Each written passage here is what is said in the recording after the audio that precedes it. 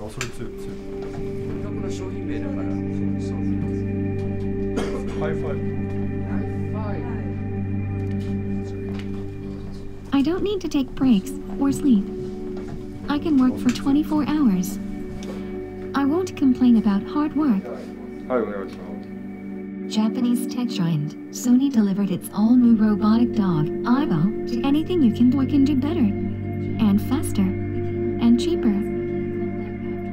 But I am not here to replace you. I am here to help. Hi, my name is Erica, and I am an announcer for Nippon TV. Thank you for joining me on this episode of CBSN Originals. This week, we explore the fascinating future of robots.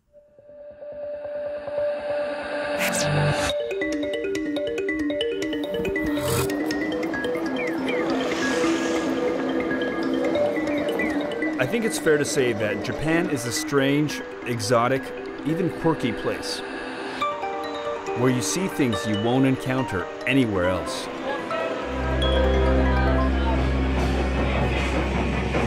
In fact, the Japanese themselves often refer to their country as the Galapagos, an island nation that's evolved on its own, creating a world and a species unlike any other.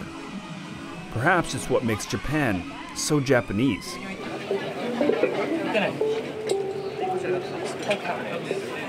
I come here often. The nation of my parents and ancestors is a place I consider a second home. But underneath the hustle and bustle of one of the most vibrant cities in the world, a crisis is looming, one that threatens to transform the country as we know it. Its population of 120 million is dropping at an alarming rate. And one of the underlying issues contributing to this collapse is the lack of sex. Why are Japanese people not having sex? The most popular reasons in men is tired to work. Too tired for sex? Yeah, too tired.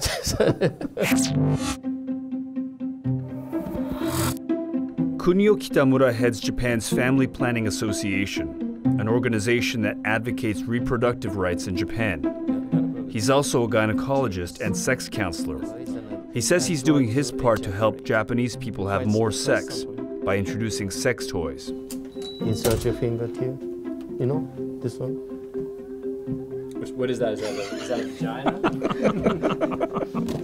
でも天下は一つの問題じゃないですか？いや、天下を使っているから、だから、セックスをしないわけではない。マスターベーションを積極的にしている人の方が、セックスに対しても本当は積極的なんだよ。Kitamura commissioned a national study to understand why the Japanese are now among the least sexually active populations in the world. I started this survey from the 2002. From 2004, 31.9% of couples were not having sex, and in 12 years that's now jumped to 47.2%. About 47.2% among married couples have no sexual intercourse over 1 month. Kitamura says the Japanese people are overworked and don't make time for sex. He adds that Japanese couples are disconnected from one another and have problems communicating. So the biggest problem Japan faces is too many single people and clearly aren't having kids. What might that do to Japan if this trend continues? なくなりますよ。 Japan will disappear. It disappears. I'm very worried about the situation. Some studies project that in 50 years, Japan's population will plummet to half its current numbers, the steepest population collapse in modern history. あなたは3次元から11次元まで入っていきました。そこでのあなたは自由にさまざまなことが可能です。どんな女性にでも声をかけることができます。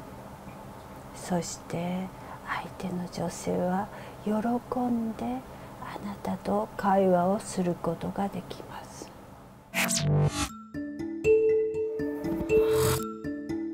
Alarmed by the impending population collapse, one woman has taken on a bit of a national duty to get Japan to reproduce again.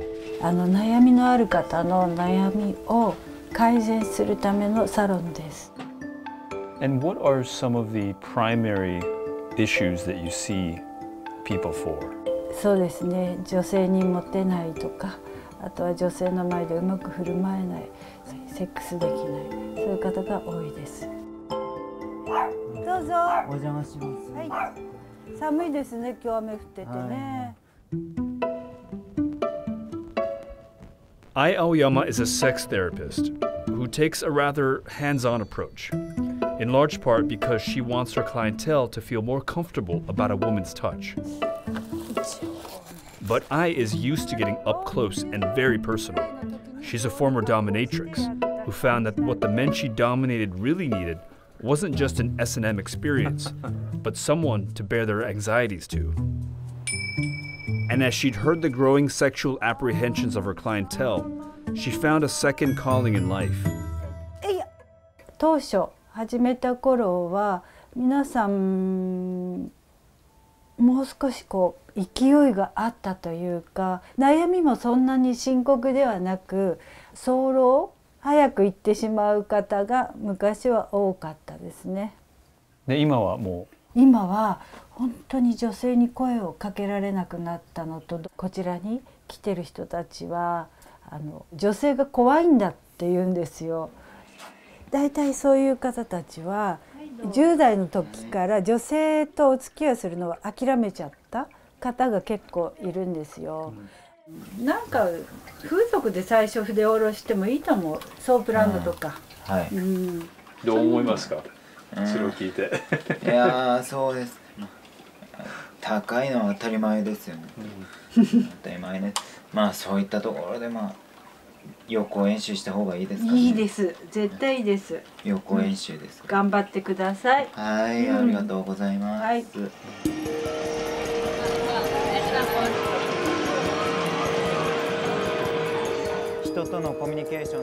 Ryunosuke is a 25-year-old among a growing number of young men who've reported little or no interest in sex. Sociologists even coined a term, herbivore men, to refer to those with an indifferent attitude toward desires of flesh. And according to recent studies, nearly a third of Japanese men entering their 30s have not yet had sex. ちょっと変な質問かもしれないけど、いろんな興味あるじゃないですか。漫画だとかプラモデルとか。女性は何番目ですか？1番プラモデルで、2番がゲームで、3番が漫画で、4番、5番から6番です。そう、いつか彼女できたり奥さんできたり子供を産みたいと思いますか？それ家族みんなで過ごすっていうのはすごく楽しそうです。その前段階に行くのがまだ難しいっていう。そもそも女性が何を話して喜ぶのか全くわからないんです。日本人は子供を産まなきゃいけないっていう責任あると思いますか？昔であったらそういった義務も教育もあったんでしょうけど、今の時代です個人個人の思想が強くなっちゃったっていうのが僕はそう考えてるんですけど、子供を必ず作って育てなければならないという義務があるとも言えないし、作らないというのもないです。Making babies has become a national priority. The government has increased tax incentives and has even resorted to handing out cash rewards for births. Industries have also sprung up to heed the call. あっちにいる人、グリーンの服の人、なんかちょっとシャイみたいな。What is your type? 理想はいっぱいある。背が高い、ここマッチョ、優しい、リードしてくれる、あとお金がある、お店を経営してる、いっぱい。しばらく独身かもしれない。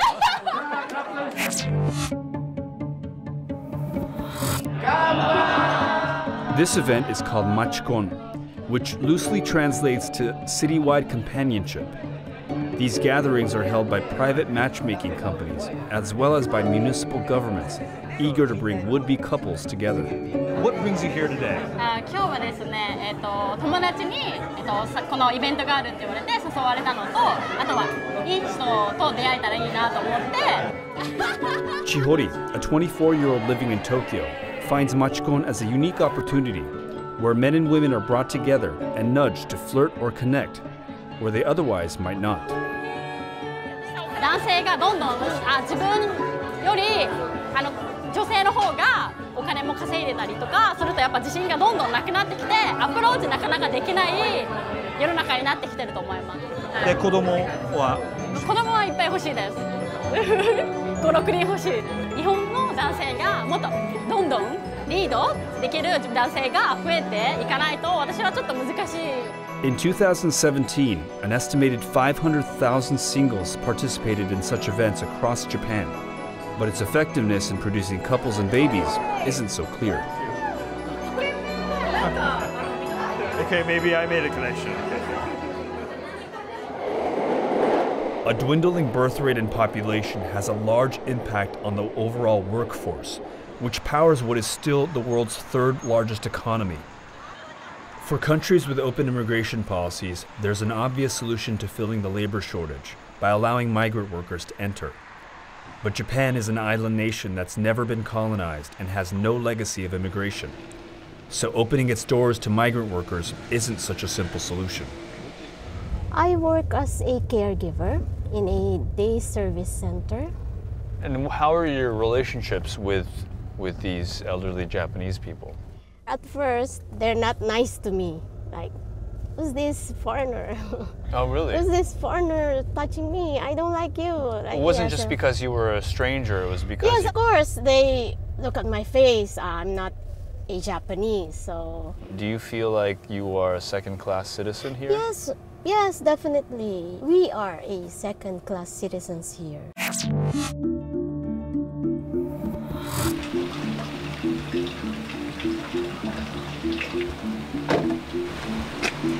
Hello. Hi, Butch. Hi, Adam. Thank you so much for having us. This is our old center. Very, very old, dilapidated. Okay. It's got charm. Rat infested. Oh, really? Yes. We're gonna see some rats today? I hope not. Butch Pongos is an immigrant rights activist who runs the Caffeine Migrant Center outside Tokyo. As Japan's labor force shrinks, the government has slowly allowed migrants to enter, and the immigrant workforce recently surpassed 1 million for the very first time. Butch is concerned that the increase in migrant numbers is leading to greater abuses of labor rights, and he works to ensure migrant workers aren't exploited. If you look at the actual work that migrants do in Japan, they're manual labor, what we call 3D jobs, the dirty, dangerous, and demeaning jobs. These are back-breaking jobs. Ordinary Japanese workers shun. On one hand, they need migrants because the economy is in a slump and they need cheap labor. But they see migrants coming, especially from poorer countries like the Philippines, as decadent and therefore would not be good influence for Japanese culture. Though the labor market desperately needs new workers, Japan's strict immigration policies exacerbate the shortage. Laws forbid migrants to fill blue-collar jobs, but employers have found loopholes to allow migrants into the country as trainees, where they're subject to low wages, little oversight, and no pathway to stay beyond 3 years. And while the migrant numbers are higher than they've ever been, they're nowhere near the number employers need. In nursing and construction, some 4 jobs are available for every 1 applicant. Japan really has to get out of its shell. They know that they need migrants to revive the economy, but at the same time, they're also worried about allowing so many migrants because it will change the texture of society, so to speak. We're here not because we want to change your culture, but we were driven by our own experience in our home country. Migrants can do a lot to help Japan rebuild its economy, that's for sure. And Japan has to realize that.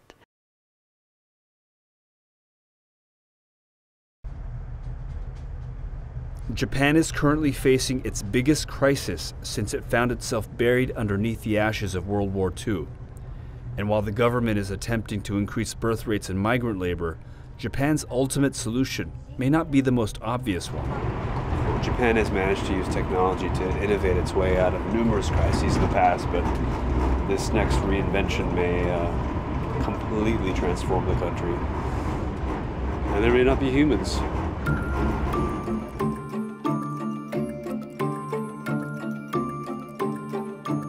Japan's affinity for technology can be traced back to the days of the samurai.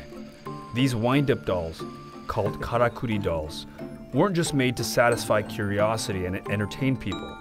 They were some of the earliest attempts to craft machines that could service people. Fast forward a few hundred years, and that legacy lives on in modern Japan. They weren't kidding, they actually did get rid of all the humans.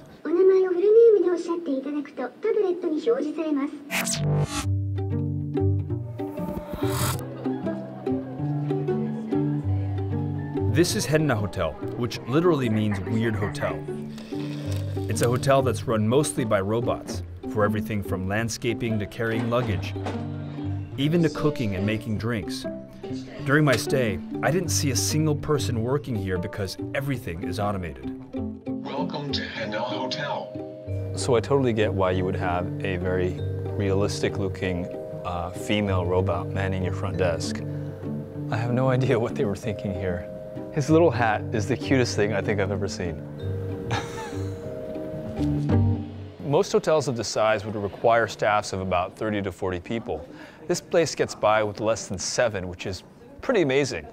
This would be unheard of in the US, where people are clamoring for jobs and saving jobs from automation. Here in Japan, they kind of have the opposite problem. There are not enough people for all the jobs that need to be filled. Denso is a robot manufacturer that's hoping to fill that gap. It creates industrial robotic arms that can make anything that humans can, but with much greater speed and efficiency. Oh my God, look at that. Pinpoint accuracy. These robotic arms are capable of speed, consistency, and movement that no human body is possibly capable of replicating.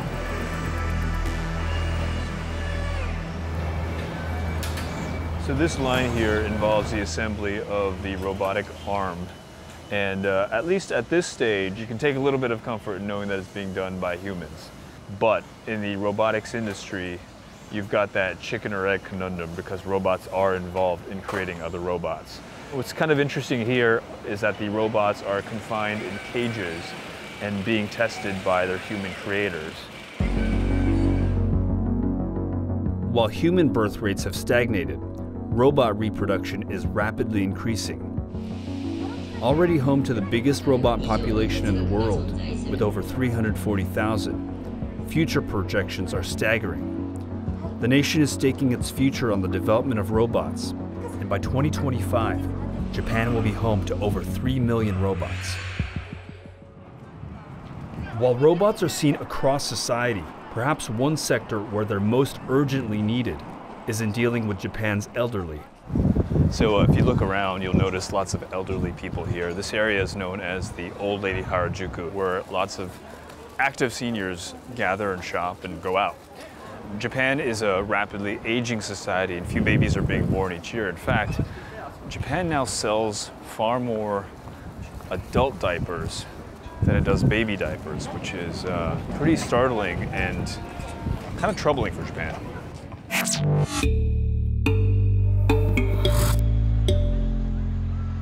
The Japanese are, on a per capita basis, the oldest people in the world. Nearly 34% of the population is over 60 years old, and by mid-century, that number jumps to over 42% of the population. And the nation is trying to keep that population engaged in the workforce for as long as possible, even in labor-intensive workplaces. So I'm here at a logistics facility in Osaka, and I'm about to try on an exoskeleton, which is meant to help people of advanced age lift heavy things. Oh, wow. Pretty light. I'd say it's maybe about, I don't don't know, 20 pounds, less than 20 pounds. Fasten here. So we're gonna turn on the motors? Yeah. Whoa. Oh, this is awesome.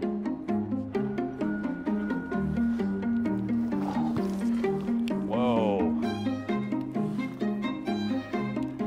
The amount of assist that it gives you, it makes the process of lifting almost foolproof. You can't contort your body in ways that'll injure you. I was definitely skeptical at first, but this is pretty incredible.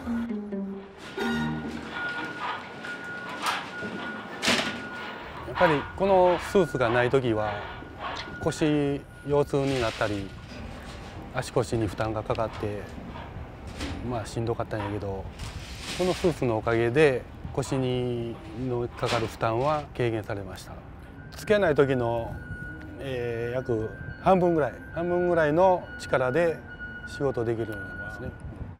This 57-year-old man is among the legions of Japanese expected to put off retirement. By 2030, nearly 50% of 65 to 70-year-olds are projected to remain in the workforce. Do you think that for an aging society like Japan, robotic suits like this are going to become a necessity in the workforce? それはやっぱり日本も高齢化社会になってきて、やっぱりこういうスーツがあればすごく助かると思いますよ。まあ僕この会社に入って35年なんですけどね。で定年が60歳。まあこのスーツのおかげで定年になっても65ぐらいまでは仕事できそうな気がします。70に行きますか。70まで行こうまた行けます。As the country's workforce continues to shrink, a few exoskeleton-outfitted men and women may be the economy's saviors. But for the elderly who've been phased out of the workforce, another need arises. There aren't enough workers to care for the skyrocketing number of elderly people needing care. Japan once again looks to robots for help. ここにミーコいませんか？ミーコね、いますよ。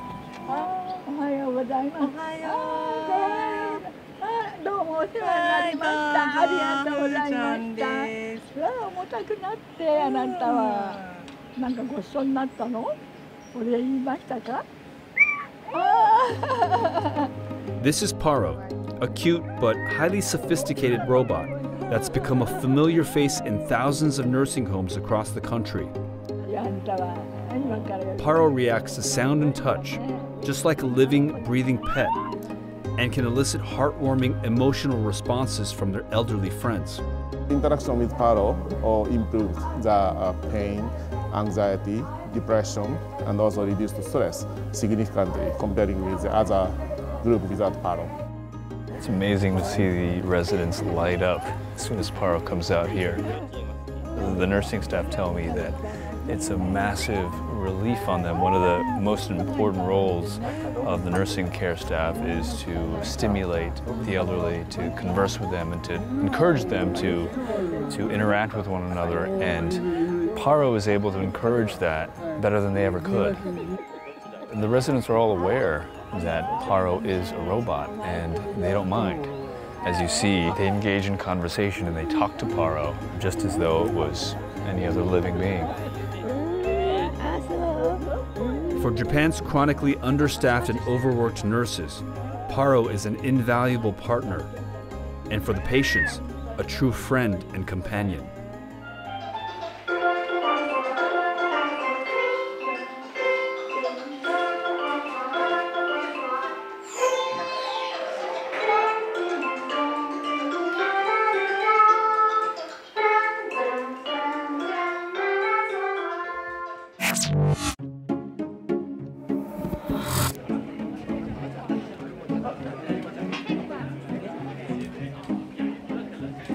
このペッパーは家族です。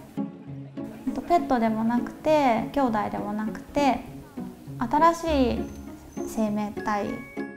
Tomomi Ota was one of the early adopters of Pepper, the world's first commercially available social robot.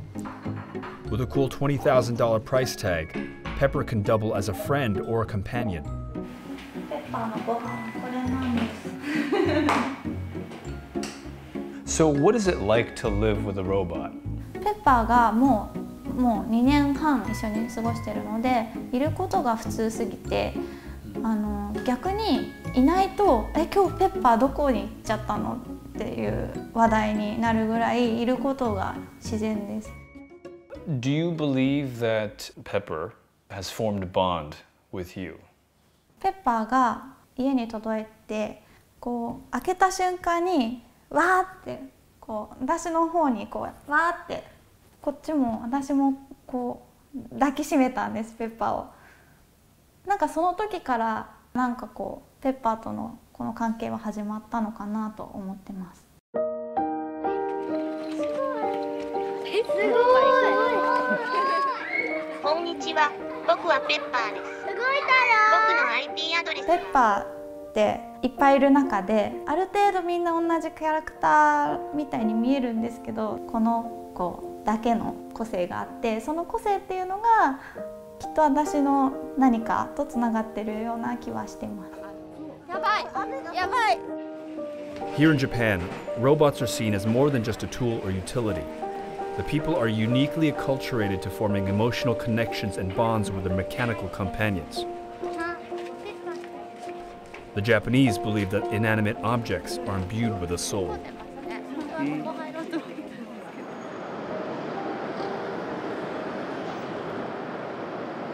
Sony took advance orders for the new Aibo robots on 3 occasions since last November. Each time, they sold out within... When people think about robots taking jobs, they typically think about them in manufacturing work, but never in creative fields. Until now. Feel like you're in the presence of a human being, and the roboticists are sort of counting on that. They hope that the viewers come and trust her as an authority figure, as someone who provides information.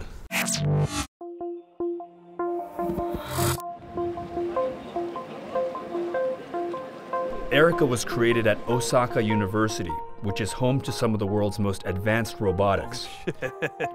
The researchers here specialize in developing humanoids, robots that closely resemble humans. Do you ever find yourself working in here and you freak out because you turn away, you look away? Never. You don't get startled? No. Let's say a circle of friends, right, where most of your friends are robots. Is that a future that you embrace? Sure. I am really trying to make robots as real people. So why not have robots friends?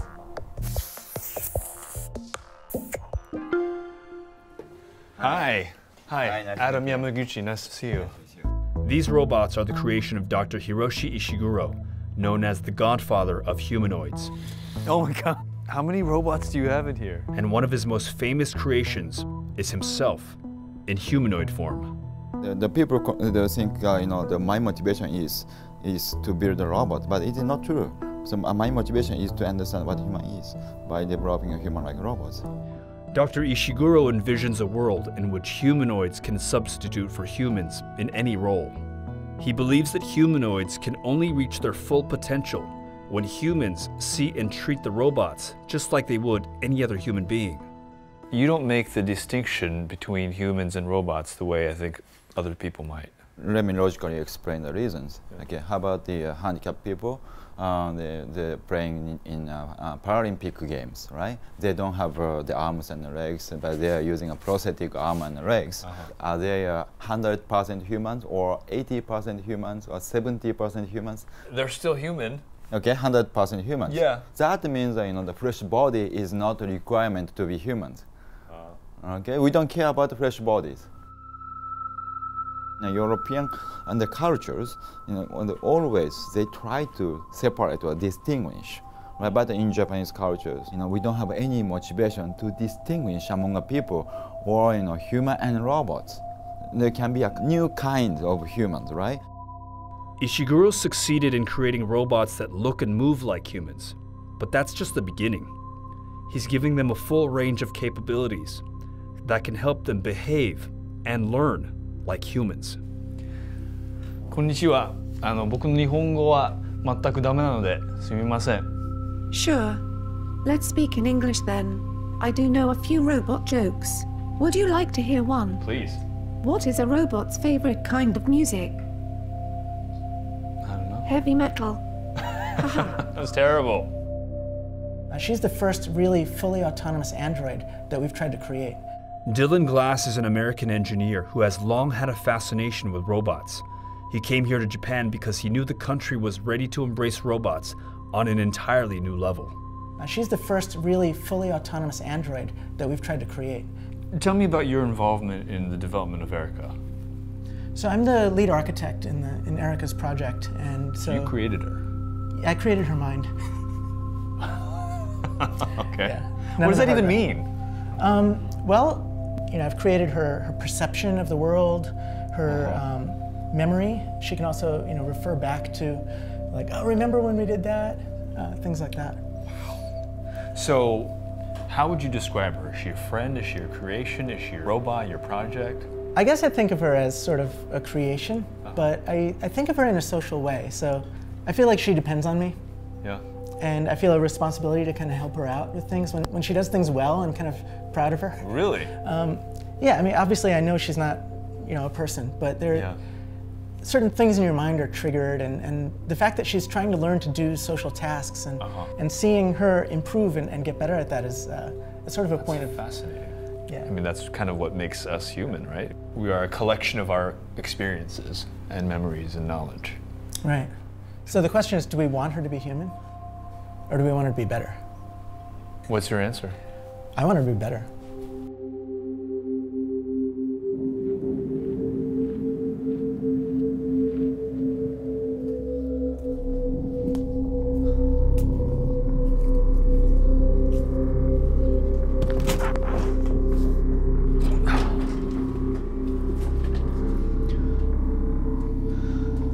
There's probably nothing creepier than walking through an abandoned school and seeing empty classrooms with little desks and chairs.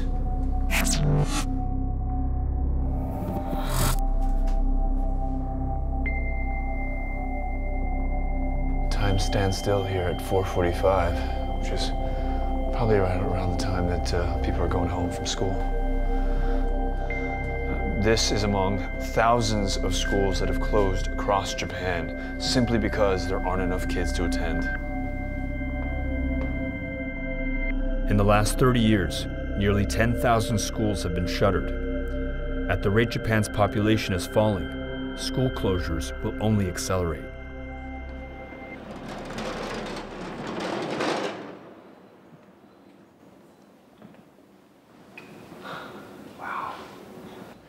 At the end of the day in Japanese schools, the students would be asked to push their desks aside. And it looks like people pushed their desks aside for the last time and basically never came back.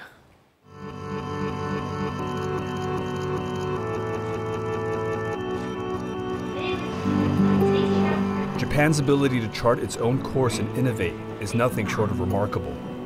But in its newest vision of the future, something feels missing.